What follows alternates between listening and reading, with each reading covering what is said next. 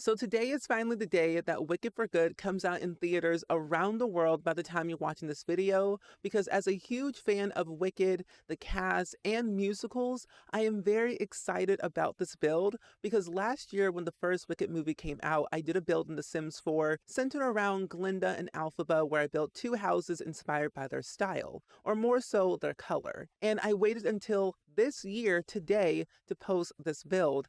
And I don't know why I waited this long to post this video, but I felt like it was like the right time and it just feels good. Plus, I personally feel like I'm more of an Alphaba than a Glinda because Alphaba felt like more of like an outcast and I felt like an outcast. And she made me feel like I could literally do anything in the entire world and no one could stop me. And so that felt very powerful and felt reassuring to know like being an outcast is actually a good thing because you have the power to do literally anything and everything and no one, and I mean no one, can stop you. So I wanted to build it in The Sims 4 and hopefully you all will like it. So when I was editing down this footage to make the whole speed build portion, I was looking at all the dates that I had recorded. It took me about like a couple of weeks to finish it because I was doing a lot of different things in November of last year.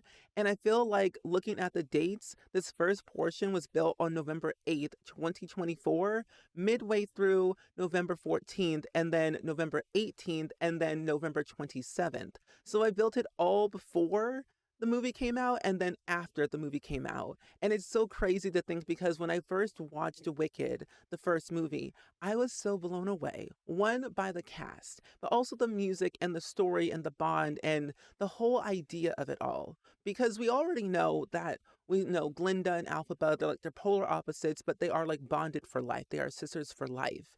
And sure, they have their own problems, sure, they have their own things going on, but they'll always and forever cherish each other no matter what. And when they're together, they're super powerful. And I personally have never seen the musical because as a kid who, loved musicals growing up, I never really had, the money or the people to go with. So I never really went. But I've always loved the idea of the movie and idea of the musical and the music. And I love, Adina Menzel and I love Kristen Chenoweth. I love the whole cast of the musical and I love Ariana Grande and Cynthia Erivo of the movie. So like everything about it is just so cool. I grew up with music. The arts literally saved my life. If it wasn't for the arts, I literally would not be here.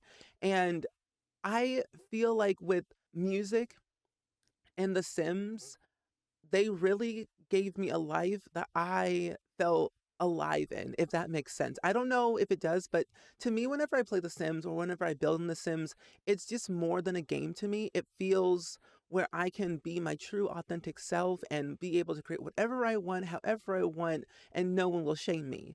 And it's just so exciting to kind of dive deep into a pixelated virtual world of life simulation and create stories how I want. But when it comes to music and art and dance, it's so like life changing. It's more than, dance moves. It's more than just the lyrics on a page. It's more than just the instruments. It's the story that is all around that.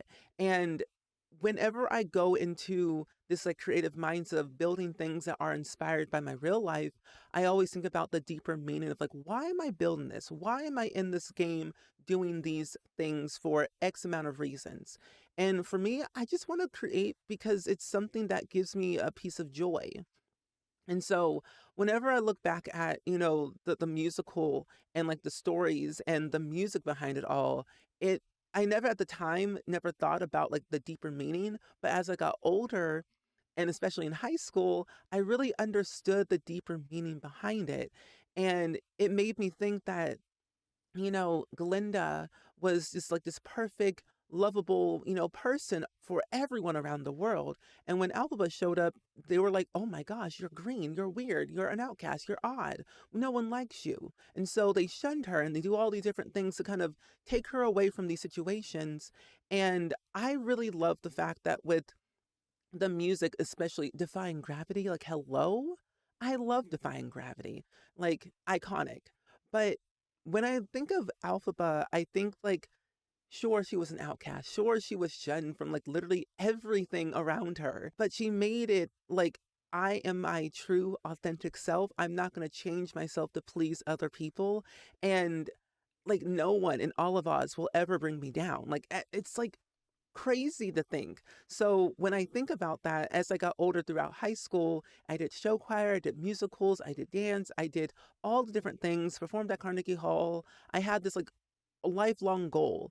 And I don't think I've ever told the story in full length, but I've talked about it in videos and probably in like some other streams. But in eighth grade, I was like in the midst of like wanting to do more with music, more with like anything art related because I loved it. Was never really good at band. Never tried that. I have a recorder, not a flute or a clarinet, but I have a recorder and it's yellow. But I will say there was this moment in my life where I knew, like just like hearing chatter around the world and chatter in society, that when you get into high school, you have to make those 4 years count for you. And I thought to myself, okay, I'm in eighth grade, I'm gonna be in high school very soon, and these 4 years really have to matter for me so I can, do things later in my life as an adult. And I knew that there was a show choir in, at the high school that I went to because I had friends who were in eighth grade when I was in seventh grade at the time, and they were in show choir. And I loved the idea of just like singing and dancing and costumes. Like, it was all so exciting and thrilling. And so there was a show choir director at the time who came to our junior high to audition some people who could not make it to the actual high school to go audition. And so they came over, and it was like maybe like me and two other people in the room, in this like private room with the show choir director. We did our performances. I did my song. Tell me why I, as an eighth grader, a tenor one at the time, which I think I'm like a tenor one, but a tenor two. But at the time, I was singing, I think, a song from the Fan of the Opera. I don't know why I did that. I had no song in my back pocket to go off of, but I was, you know, Fan of the Opera, not the actual Fan of the Opera, but it was one of the songs from that musical. And, they liked it, and it was not bad. I could hit some high notes, but not all of them. But I got in my freshman year and I was so excited. But when I got the acceptance to like be in show choir in high school for my freshman year, I was like, I need to make an entire list of all the things I want to achieve before I'm 30. I'm not even 30 yet. I'm only 29 years old. I turned 30 in February 22nd, 2026. So I had all these goals, all these life plans that I wanted to do. I didn't know exactly how I was going to do it, but I knew eventually I would get there.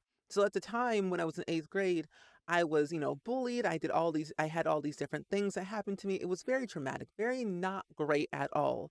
But I had the arts, I had the Sims, and I had, my parents and people around me that loved me and cared for me and always lifted me up to do things that I wanted to do.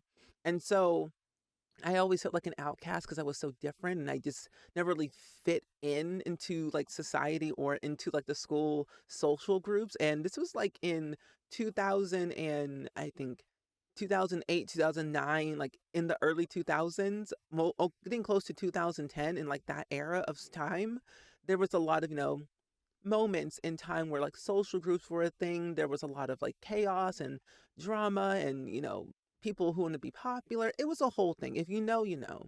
But essentially, just like thinking about Alphaba, she comes to the school and she's like all, it's like she's weird and she's taking care of Nessa Rose and like she feels like an outcast and you just feel like she belongs anywhere or to anyone. And so when I got into high school and I got into like, show choir, I had this elongated list that I wanted to be in show choir all 4 years, did that. I wanted to be a part of some type of musical. I didn't do that because I was not very like confident in myself when it came to singing like in public, if that makes sense. And I still kind of have anxiety of singing in public, but I always had like some scarcity, like some confident issues that I had to work through to eventually get there. But then, even though I didn't do musicals, I was more behind the scenes and I was okay with that. Being a part of something great and grand, I was there for it. So I had, the musical thing on my list. I had magicals on my list. I had wanted to perform at Carnegie Hall. I did that. It's crazy because that was like a very high goal on my list because at the time I was like in that creative mindset that I wanted to go and be like this musical artist, this performing person and go to school for music and everything. Never did any of that because I got older and I realized, oh, that's a lot of work. I don't want to get there just yet, but I still love singing. So I had on my list that I wanted to do show choir, musicals. I wanted to be part of madrigals and everything, fall play, all the things. And I also wanted to, get into Juilliard. This was also around the time when like Glee was happening, and I wasn't really watching Glee back then because I just didn't watch it. Plus, I didn't really know what channel it came on because streaming wasn't a thing back then. And I don't think I really was allowed to even watch Glee. I don't remember. But all I know, this was like in the height of Glee. And like in that era of like I was in high school from 2010 to 2014.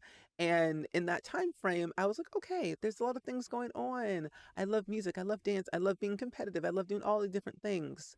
I had like this silent confidence, if that makes sense. Like I didn't really, you know, go forth and like be competitive in all the different things. I was not very athletic. I have asthma, but now I have more controlled asthma. I didn't really do any sports in high school. I just didn't do any of that stuff, but I was very really aware of like what I wanted to do in school. So I always stood up for my friends when they were in trouble for anything that was might happening. Like I hate when people get bullied. I hate confrontation. I hate drama in real life drama. I hate real life confrontation. But when my friends are being attacked and bullied and scrutinized and all the things, I have to stand up because that's a straight up no no for me. And I always felt like if no one's going to stand up for me, I'm going to stand up for you. And I always wanted to be able to be that, positive force in the world as much as possible. And at the time I was doing YouTube in high school, and I started YouTube in 2011 in high school. And this was kind of like towards the end of my freshman year, kind of getting close to my sophomore year.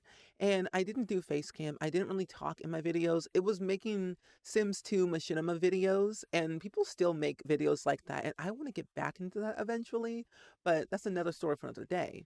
But I will say when I wanted to kind of get into the whole YouTube mindset, I didn't know what I was doing. I didn't know where I was going, but YouTube and The Sims really gave me that avenue of creativity that allowed me to create things how I was feeling. And at the time, I wasn't feeling too great. I was feeling, depresso, espresso depresso, if you will. But I wanted to create something that gave me that creative outlet that I needed at the time.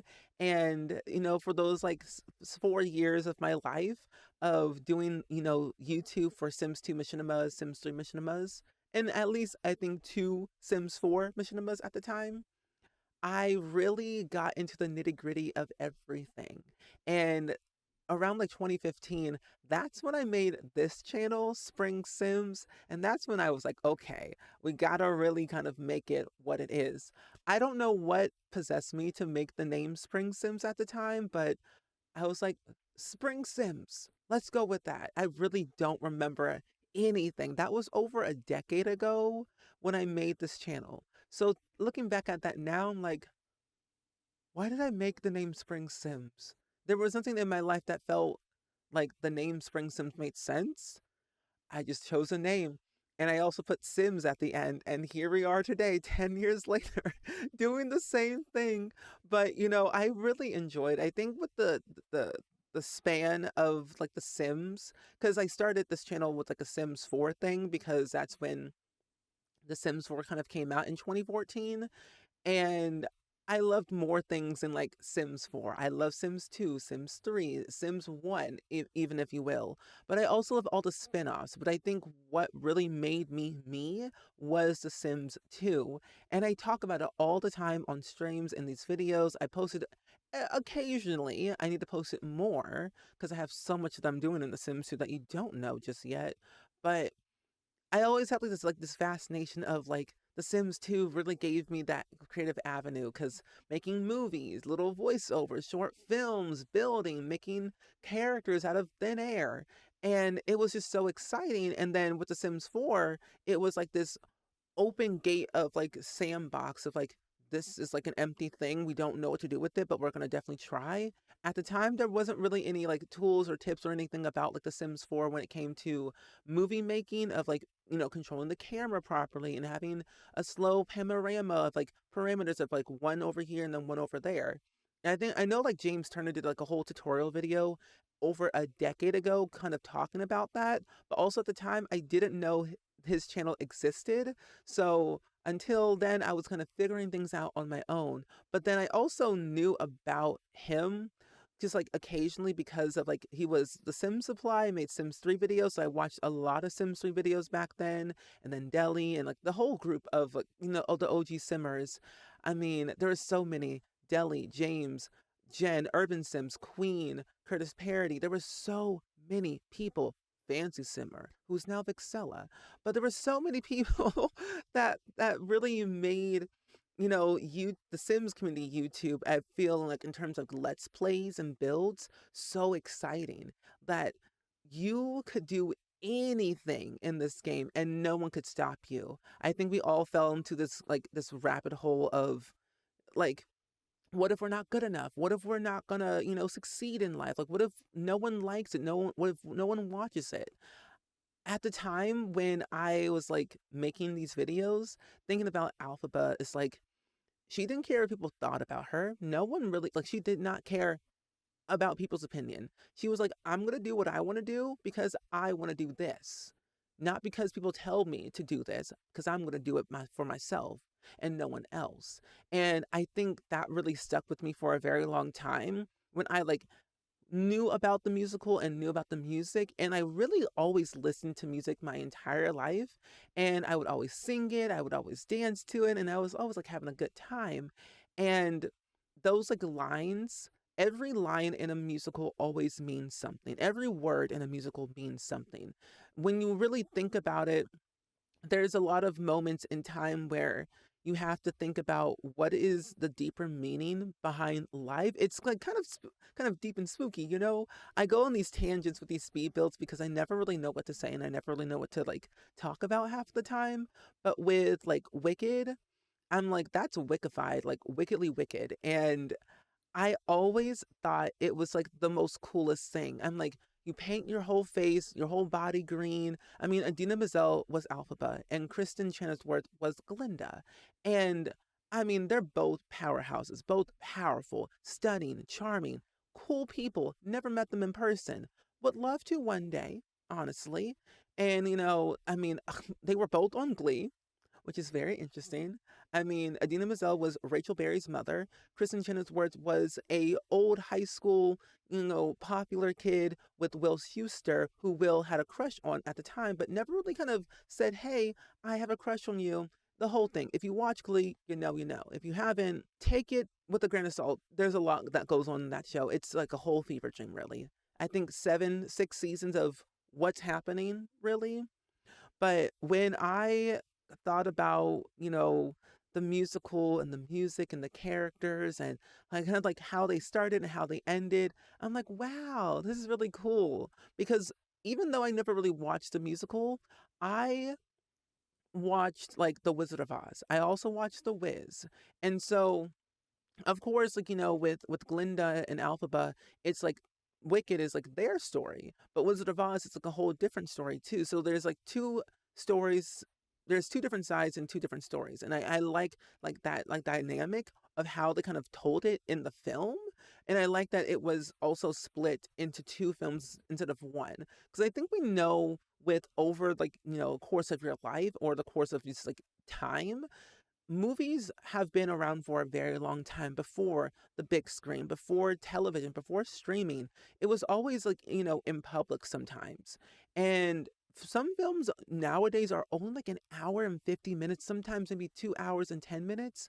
But there's been a lot of films that have been pushing the barrier of like the time frame of how long a movie should be or can be.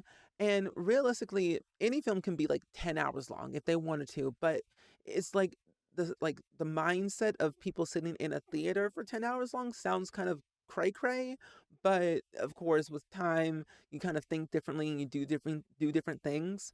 But I like that it was split down the middle because if you put it together of Wicked 1 and Wicked for Good, it is 5 hours and 10 minutes long, by the way. both films together. And John M. Chu, who is the director of Wicked and Wicked for Good, who also directed Into the Heights, I think there's just so many cool things that he has done with like musical based movies. And I love Into the Heights. I love that movie and I love that musical, but then I also love Wicked.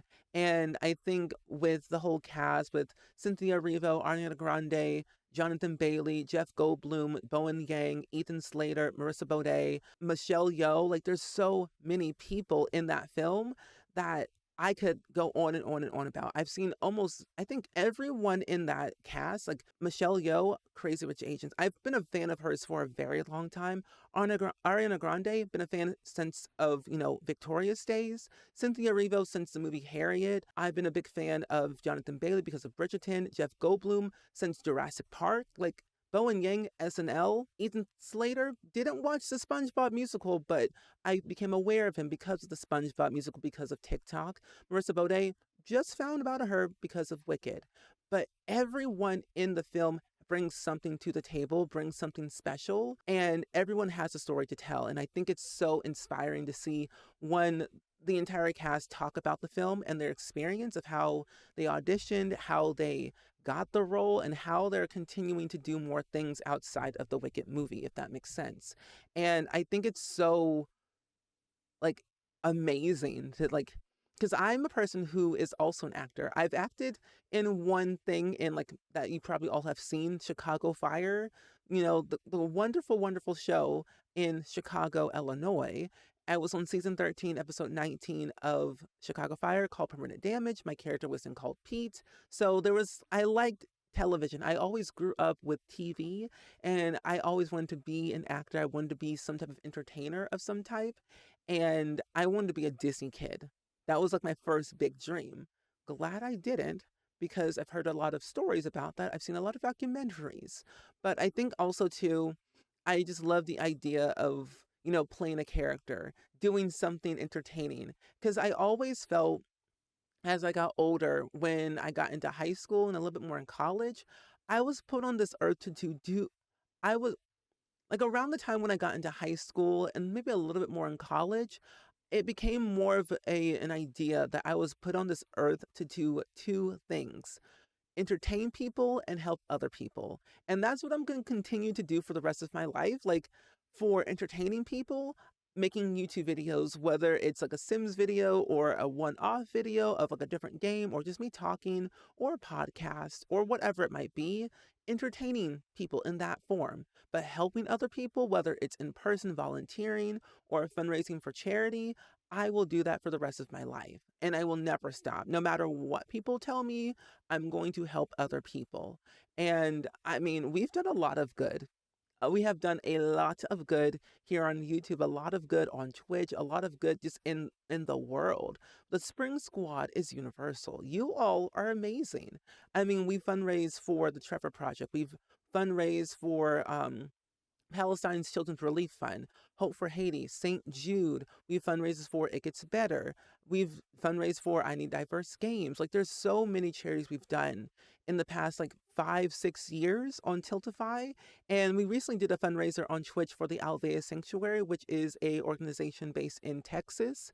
And this person named Maya, who started this organization back in 2021, fundraising for wildlife animals who are unreleasable and kind of teaching you about the education behind these animals, who they are, where they come from, what their story is, how old they are, and everything. And all this fundraising, all this stuff happened on Twitch, and it's so cool. It's a 24/7 live stream that is continuous, and you can watch this live stream without having an account on Twitch. So if you wanted to learn about the animals, learn about the Alvea Sanctuary, how to help, how to donate, how to educate yourself, I'll put all those links down below in the description. But we were fundraising for them like last week or actually technically, I want to say, was it last week? No, it was literally earlier this week. It was earlier this week on Monday that we were sponsored by Universal Pictures for the Wicked for Good movie. And it was on Twitch and it was very fun. And I actually did another Wicked theme build, but it was a more of a smaller build where we did two tiny houses on one lot. One house was Glinda and one house was Alphaba. Of course, in 2025, we had a plethora of kits and a plethora of updates, even base game updates and, base game events since, the first film and since this build technically, that I was like, okay, I have a little bit more, juice in my creative brain to do something creative. And I only had like 45 minutes to like build it and everything. It took me a little bit longer, of course, but if you want to watch that VOD, I will try and link it down below of the Twitch VOD, but then it'll be uploaded to YouTube later.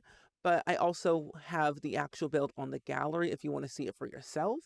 But I had a lot of fun doing that because one, being sponsored by Universal Pictures to like talk about Wicked for Good and like my love for it, and just also just being a part of that campaign, the Twitch Together for Good and fundraising for the Althea Sanctuary is like so amazing because last year in 2024 for the first Wicked film we were also sponsored by Universal Pictures for the first Wicked movie, but this was a little bit different because last year they reached out and I was like, yeah, I want to do it. Let's go about it. Because my friend Rochella, who you may know, the lovely lobster lover herself here on this lovely YouTube, Twitch, platform.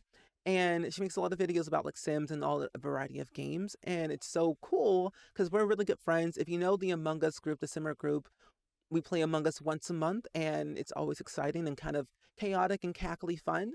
But me and Shella did a stream together. We were both sponsored by the same company on Twitch, but we were doing Roblox at the time. And it was about, I think, 2 hours of playing the Roblox RP Wicked game.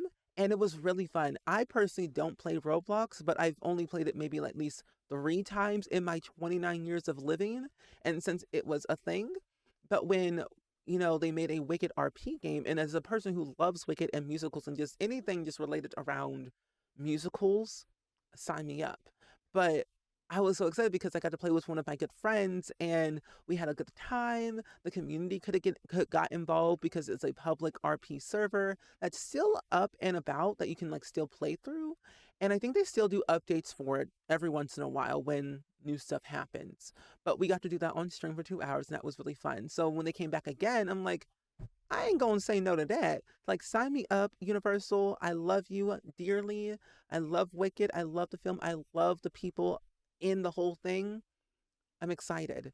But when I tell you, when they had to put out the announcement for Wicked for Good, I was very excited. I'm like, okay, second film coming out November 21st. Sign me up. So they have put out that if you have an Amazon Prime account, you could watch it, super, super early on the 17th of November if you were a Prime member. I'm a Prime member. And I bought my tickets because my parents and I were going to go see the movie together. And it was going to be really a whole thing. But then they reached out and like, let's move the dates so I can do this and then go see the film another day. So we're seeing it tomorrow on Saturday and I'm very excited. But then I also like they put out the announcement. This was like maybe a couple months back when they were still like promoting the film.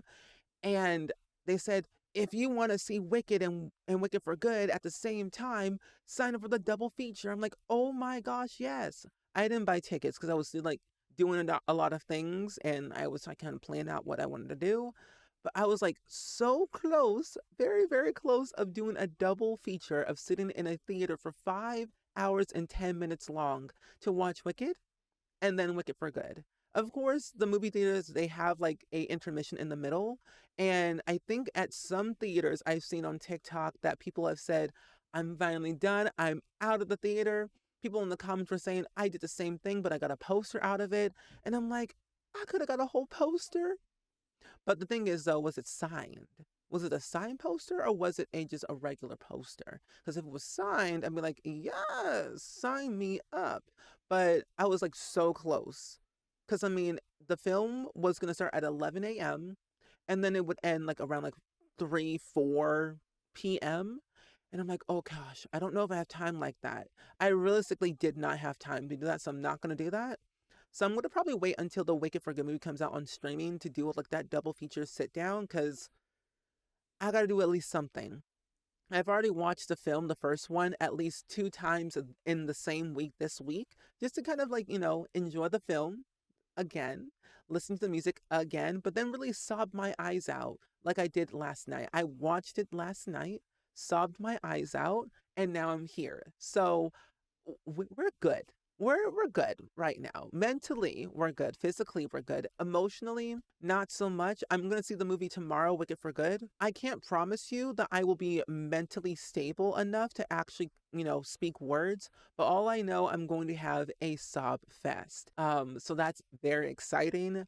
Like the moment they put out the tickets, it was the moment I bought those tickets. We got good seats. We're in the far back, and we're going to see everything. We're going to see it in 3D, and I'm so excited. One, seeing it in 3D is going to be very exciting, but then also, two, I hear that there's going to be two original songs in the Wicked for Good movie, which will be very exciting. One performed by Cynthia Erivo and one performed by Ariana Grande. So it's going to be very exciting to see how that is going to be about. The soundtrack is already out. I haven't listened to it yet.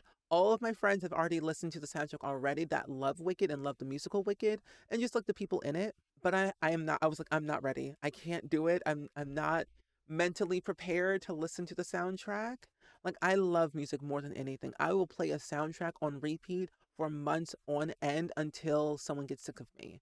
I played the Wicked soundtrack literally every single day since the film came out, and I still do. I did the same thing with K-pop Demon Hunters. When that film, or I heard about the film that came out, I was watching that movie on repeat. I've seen it at least 16 times. I'm not exaggerating. K-pop Demon Hunters, iconic, stunning, love it. Um, it's being nominated for several awards, as it should. I love the cast in K-pop Demon Hunters. EJ, hello. So love them. Love the whole cast. But that soundtrack on repeat. Again, I say music always has a deeper meaning. It's beyond, the visuals, beyond the lyrics on like the words on a page, but like between the lines, every word has something. Every sentence has something in music. And when you look at it deeper enough, it's like, yes, like Golden in K-pop Demon Hunters, so revolutionary, so stunning, so amazing. There's so much rich, deep storytelling in that. If you really listen to it, you will really feel something. And same things with the lyrics of Defying Gravity. Like, hello? Like she said, nobody in all of Oz will ever bring me down. Like Alphaba really did say that, and she'll say it again. No one will ever bring me down. And that's on period. But what I'm going to do is go into the game and show you all the build in real time. Because besties, when I tell you this video is going to be an hour long, it was going to be an hour long. I had to cut some stuff out. So I'm going to go into the game and show you all the build in real time. So that way you can kind of get an idea of what I was working with, especially you'll be able to see the whole build as a whole, rather than all sped up. So it took me a minute to find out where I had put this build because I realized I did it in a save file last year, but I found it. It's in Ravenwood on a 30 by 30 lot in the Crow's Crossing area. But also too, if you see this map, it looks very different. It's custom content. If you want it, I'll link it down below in the description. But essentially, if you want this build, it's on the gallery. You might have to scroll a little bit because it was built last year. You can definitely tell that this is a kind of a Wicked inspired build. On the right side is all Alphaba, and on the left side is Glinda. In my mind, when I was building this, I built this back in 2024, and with the first Wicked movie and like my mindset back then, I wanted to make Alphaba's side more abandoned and broken down and just kind of grody and gritty, whereas Glinda's side is more pristine and light and hearted and cool and clean. So I went with that general style, and I put this roof piece in the middle as a barrier, like they are together, but they are apart. So this part right here in the middle is more silvery. And I kind of felt like that would make a lot more sense with two houses on one lot. And it does have 3 bedrooms and 6 bathrooms. So there's a lot of space you can really work around in this build. But I thought with the exterior, what I wanted to do is really make it as big as possible. So I really went with pretty much anything from Life and Death, Romantic Garden Pack, Vampires, those other packs that really add in that magical element that we were looking for. So I added in the wishing well that we got from the Romantic Garden Stuff Pack because it grants wishes or, non-wishes, but it's a very good fortune telling type well. And so I wanted to add it in on the side of Glinda's side because she always gets what she wants. sense. No matter what the cost, if it's, a good thing or a bad thing, she will find a way to get what she wants. So I added in the wishing well on the side, and on the other side in the back area is more access to everyone, because I feel as with the idea of magic and Glinda and Alphaba and the Wicked Witch of the West and all the other people of Oz, I think having like a portal to the magic realm from Realm of Magic seemed like a really good idea to add in the middle right here. So you basically can like walk from the front part all the way to the back, go through this portal to go to the magic realm. And technically, this is just like a debug arch that you can find, I think, either with the Life and Death pack or Realm of Magic, but it's just debug. But your Sims can basically go right through it if they want to, or any of these things, and get back here. But I added in a casket because, the Wicked Witch of the West is dead and she, died somewhere. So her lovely casket is right here, a black reef, very dark, very dead. So it made a lot of sense for like a nice memorial in the back area of Alphaba's house. I also have the goat statue because when I watched, all the animals of Oz, they were once people turned into animals who could no longer talk anymore. And if you've seen the first movie of Wicked, the professor is a goat, and I thought adding a goat statue seemed like a very good idea to add into the back area. And then of course this tower right here kind of represents the like the wizard's tower or some type of tower that Alphaba or the whoever comes by. I thought adding this in seemed like a really good idea because it has like a nice little bell at the very top. Ring the bell, sound the alarm, do what you got to do. But it just looks very cool, and all the inscriptions on the building look really cool. I added in this glowing well from Life and Death. It's the well of longing and regrets. I also added in a crow on the side, and I feel like this just works. Alphaba has, a lot of regrets in her life, a lot of longing, and with Life and Death, there's so many cool things that come with that pack that I really love and cherish till this day, and I continue to do in my existing gameplay that I use. And I just like this well, and I also like the crow. I added in a debug truck because I gotta fill in the space somehow. I mean, this area was empty, so I added a truck instead of a tree. Random landscaping pretty much everywhere. And then I felt like this right here, the oh so fancy floor sign, seemed like a good idea but let's go into the inside of the house. Of course, there is no third floor because why do you need one? But on the first floor of the house, we have Glinda's side, and you can see the floor plan, the very stark difference. Glinda is more like pink and white and bright, and Alphaba's side is more dingy, dark, and dusty and green. So you can really see the difference between the two, and that's what I wanted to go for. But on Glinda's side, I struggled with the idea of what I wanted to add because over the course of like 3 weeks of building, I was like, watching the trailers, kind of getting into that mood, listening to the soundtrack as well. And after I watched the film, I really wanted to kind of tap into a little bit more of what I think could work in a Sims 4 fashion. So I changed a lot of the entryway that you didn't see in the speed build because I kind of went back and forth between everything. But the entryway, I added in so many things, a lot of knickknacks and a lot of cups and mugs and collages. I also added in another pride flag into the room. And I just love how this area is very white and bright and airy, if you will. And I would think that Glinda would have a cat instead of a dog, but that's just me. So I added in a cat scratching tree. But moving forward, we have the bathroom and also the laundry room. I divided them both into half because I felt like you would go into the bathroom, do your business, but then wash your clothes in a nice private secluded area that wasn't attached to the bathroom. So I just kind of did it that way, and of course made it everything pink and white, which made total sense. And I don't do a lot of really good bathrooms, so I would say this bathroom is like kind of my favorite, especially since I built it last year. But then over here we have the hallway. I added in a nice crystallarium area, a nice fireplace, some bookcases, and of course the lovely poster thing from Life and Death. And then we have the living room, which was probably the most hardest room to decorate because I didn't know what I wanted. So I just went with more of a pink and white themed and just added anything that made sense and a lot of clutter and decor. I also added in an easel, a thermostat, and a bunch of books that, Glinda loves to read. And then in the kitchen, of course, everything completely marble. So I added in a lot of marble counters and the fancy cabinets from Life and Death, pizza oven, a nice little cookingware appliance, microwave, fridge, stove, and of course, coffee maker. And then over here is your dining room area, which I don't think I've actually ever used this table properly because it came with Life and Death, but I've never used it in this like pink salmon color. But it was the only pink that was marble that made sense, so I just kind of went with it. And I also used these chairs from Life and Death as well. But then for the upstairs, is where the nice magic happens. Of course, we have Glinda's bedroom over here, and I decided to go with a single bed rather than a double bed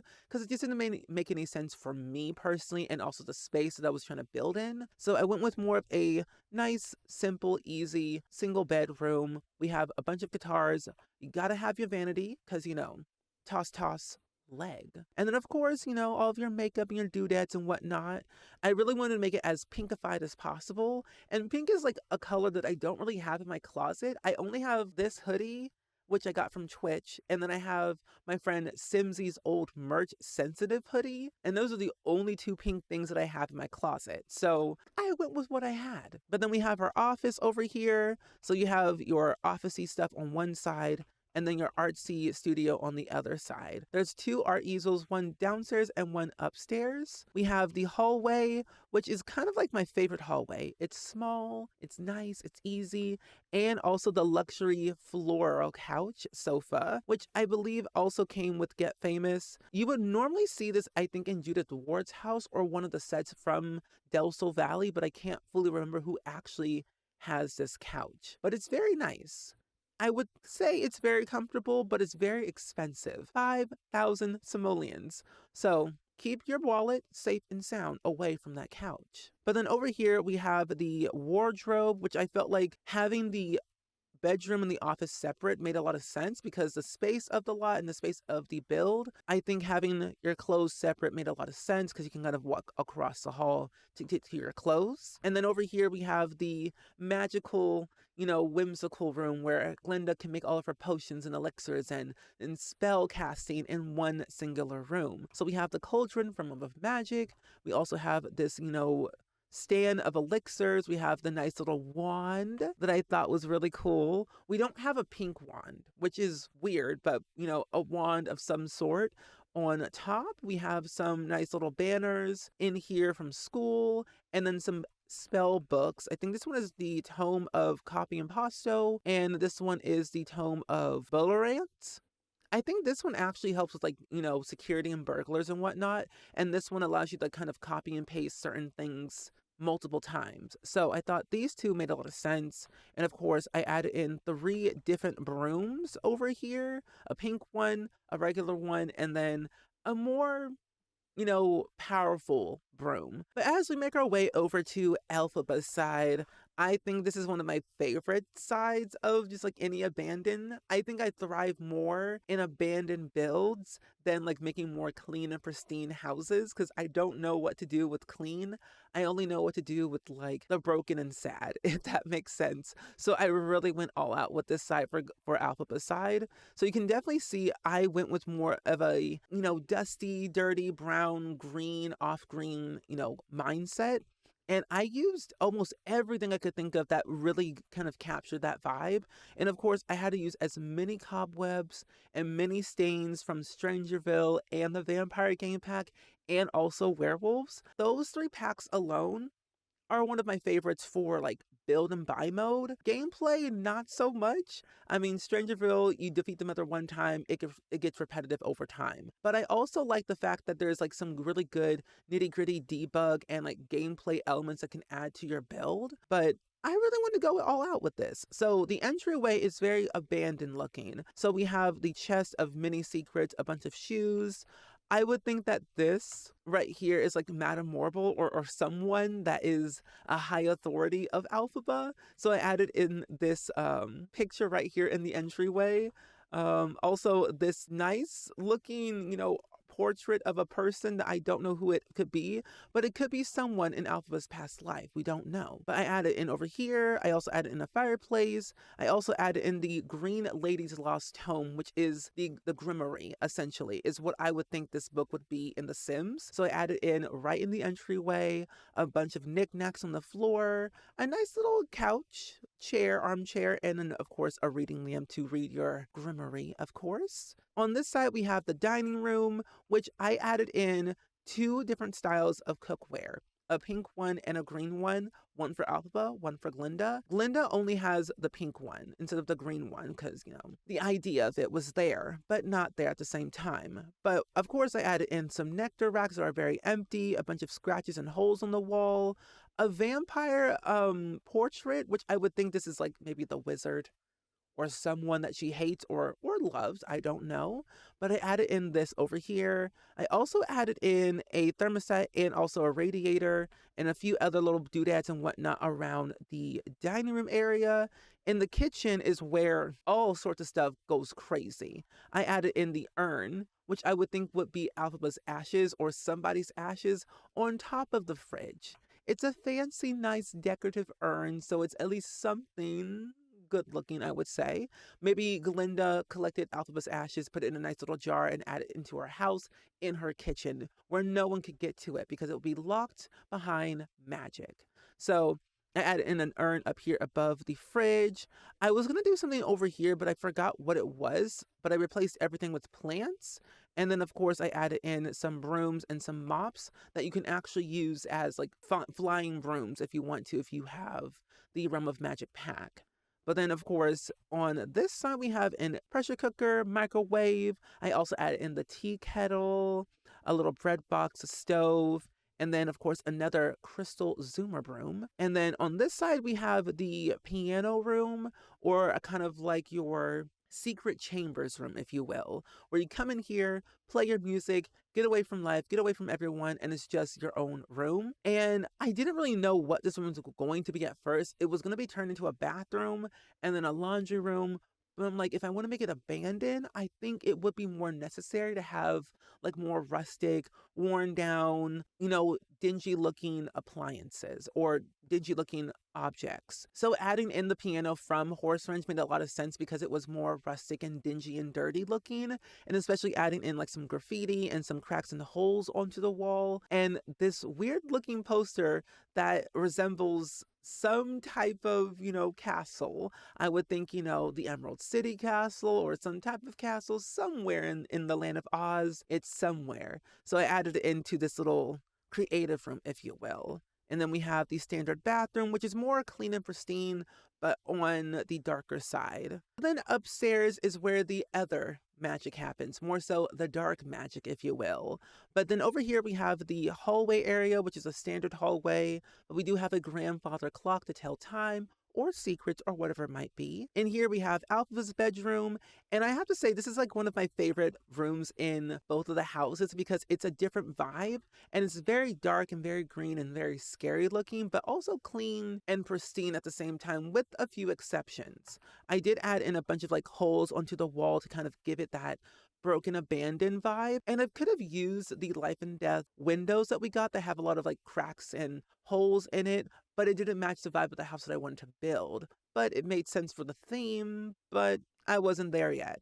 But of course we have the fireplace and of course the mirror, and then on this computer desk over here. But to make this room more different, I decided to go with a nice, Victorian-esque wallpaper, but then on the side is more brick. So I would say like, Alphaba or whoever came over and tore down all the wallpaper and the brick was exposed. So another form of the Grimmery was probably trapped behind the walls onto the brick. And so it's over here with some paintings on the floor that fell off of the wall. So we have holes and cobwebs everywhere to make it more, dead looking, if you will.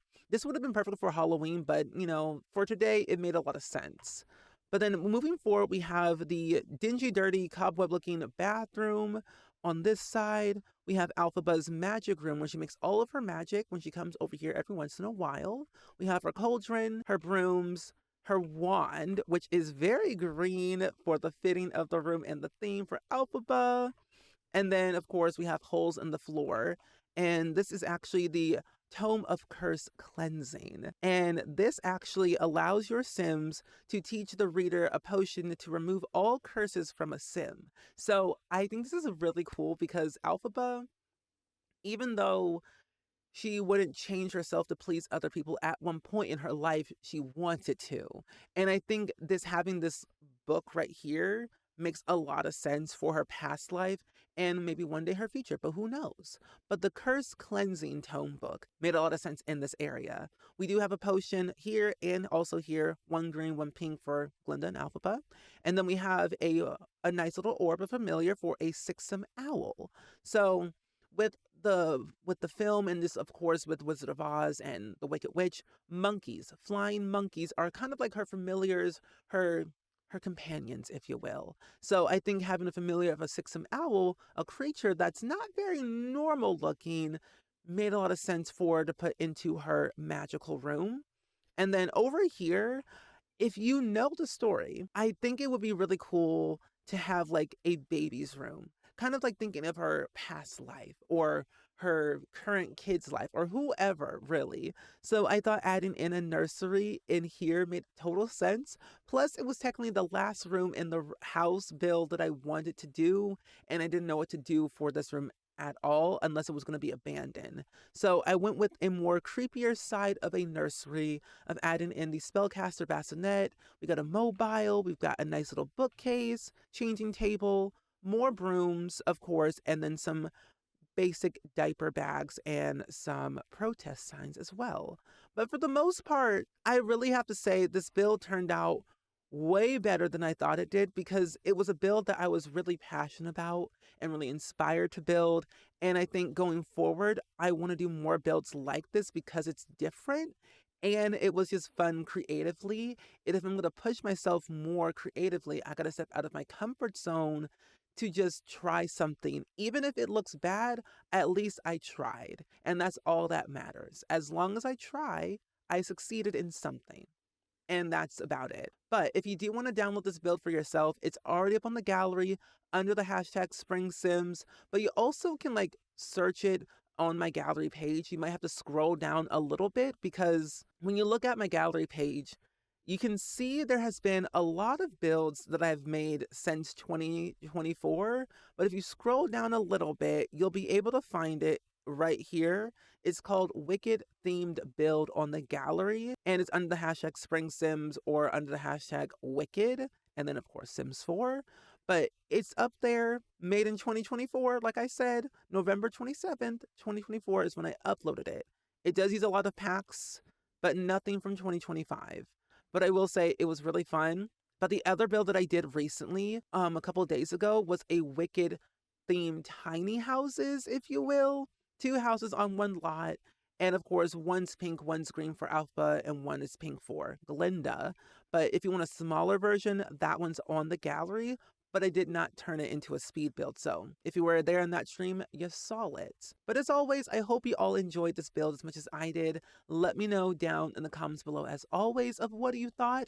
Are you a fan of, are you more Glinda or are you more of an Alphaba? I would love to know. And if you're going to see the movie of Wicked for Good in theaters, let me know because I would love to know as always. We will sob together as always, and we will always and forever be changed for good. But as always, I hope you all enjoyed it. Go ahead and like, comment, and subscribe. Listen to my podcast wherever you get my podcast, and I will see you all next time. Bye!